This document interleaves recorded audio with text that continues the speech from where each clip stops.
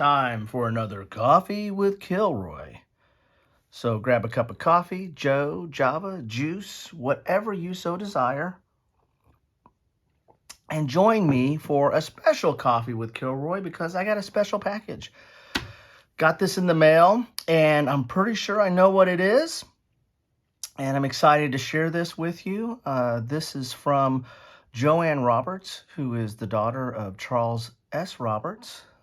You might have heard of him, founder of Avalon Hill Games, and arguably one of the founders, if not the founders, of the board war game hobby. So really kind of started it all off in the mid to late 50s. So met Joanne through the Charles S. Roberts board that deals with the Charles S. Roberts awards.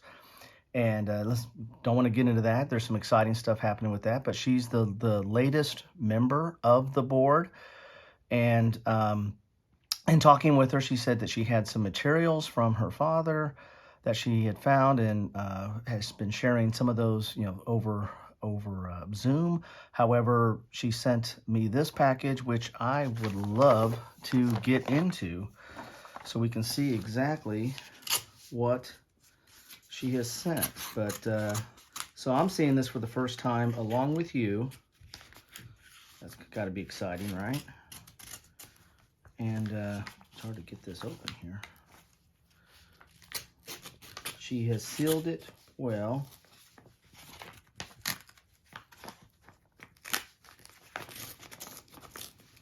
But she's been going through some of the old materials that she got.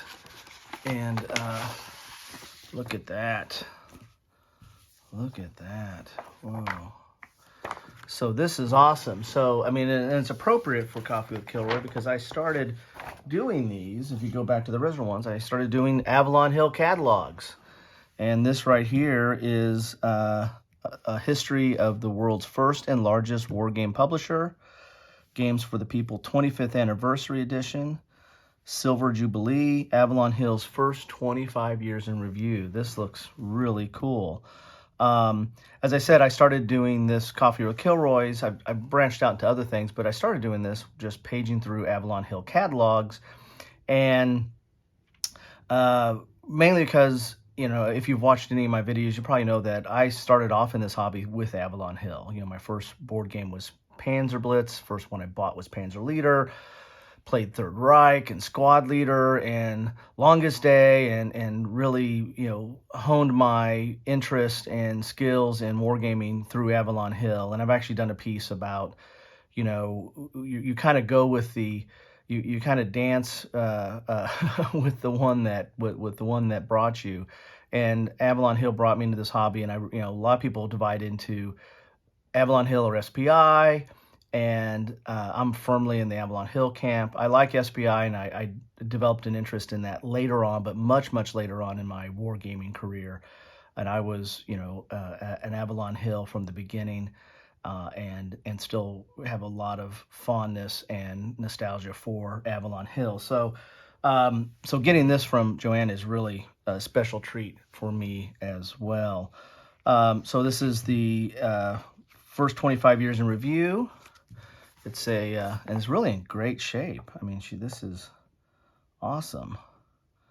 Looks like it's 6/23, so 6/83, so June of 83 possibly is the publication date of that. So that would, first 25 years. And then we get a little forward here. And we've got the founding years, and there is Charles S. Roberts. If you check out my little blurb for the Charles S. Roberts Awards last year, I used that same picture there. So this is great. So this is basically a history of Avalon Hill. So I'm planning on doing a little bit deeper dive into Avalon Hill and talking about its history. I might try to do some of the other publishers as well, but I probably should start off with Avalon Hill. And this would be awesome for that, as you can see here. Then the next chapter is in Limbo. We're talking from 1964 here. This is awesome. I just can't wait to. I want to keep this in good condition, but I also want to. I want to read this. 1967. That's when I came on the scene. R&D comes of age. So it's basically there's little blurbs for each of the years, which is really kind of cool. So you can kind of follow the whole history of Avalon Hill. The acquisition years, we're starting in 76 here.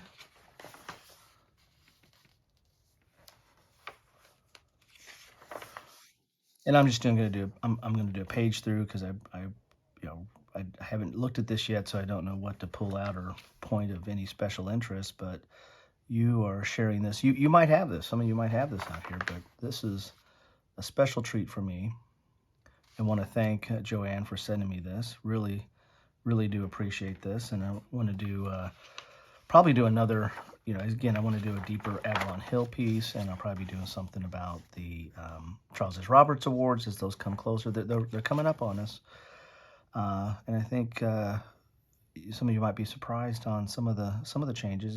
It's been the board's been listening and trying to address any kind of concerns that are out there and make this the best it can be. Wow. So then we go up to 1982. And of course, this was published in 83. So this was, I think that's probably where it ends up. Then you got Truths and Myths.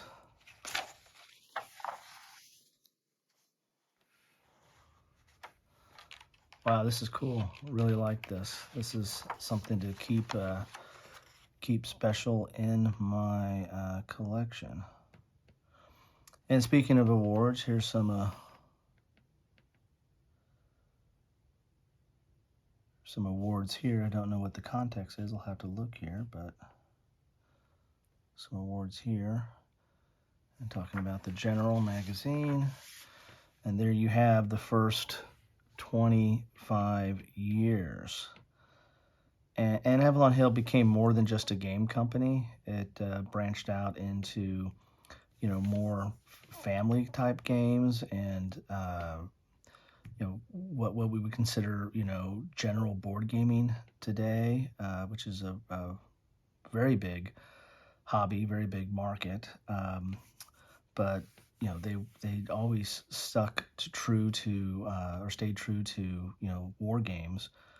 There's Squad Leader, Air Force. I have Kingmaker. I have excellent game. Panzer Leader, my first buy. Panzer Blitz, my first play. Guns of August, my first World War I game. Diplomacy, have that. Luftwaffe, traded that for an SPI game of all things. So there's that. I got my first SPI game with trading that, and then I think I traded away that SPI game for, I can't remember what I traded it for. I might have traded it for like in television cartridges or something. That kind of dates me, doesn't it? There's Arab-Israeli Wars, have that. Packed that up much later on. Win, Place, and Show, excellent horse racing game. The infamous Dune, there's 1776 after that. So then France 1940. So there you have it. There's, very, very storied and important publisher in the history of wargaming. Without it, who knows where we would be, today. So owe a lot to Charles S. Roberts and Avalon Hill for, taking us all on this journey. Of course, our wallets probably don't thank them, but and our wives or significant others don't thank them for the time that we spend on this hobby. But there you have it. Want to thank Joanne Roberts for sending this. Really appreciate this. Again, I'm going to plan to do more on it. I want to kind of read through this and figure out how I can pull some more and important nuggets out of it. For some later pieces. But anyway, I thought I'd share this with you today on, a Coffee with Kilroy, because as I started, paging through Avalon Hill catalogs on Coffee with Kilroy, this seemed to be, right up the right up my alley and perfect for Coffee with Kilroy. Oh, a little parched today. Real excited about this. So, anyway, thank you for spending some time with me. As I've said before, your time is important. Any time you spend with me is greatly appreciated, and I thank you for that.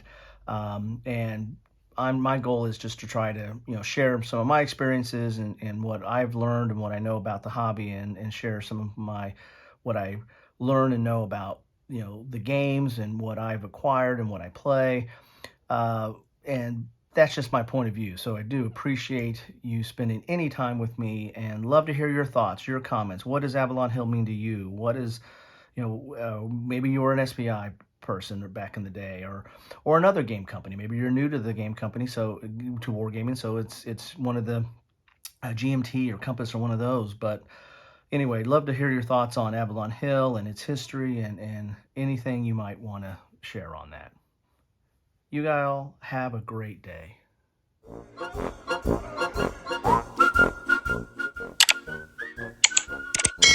Thanks for watching.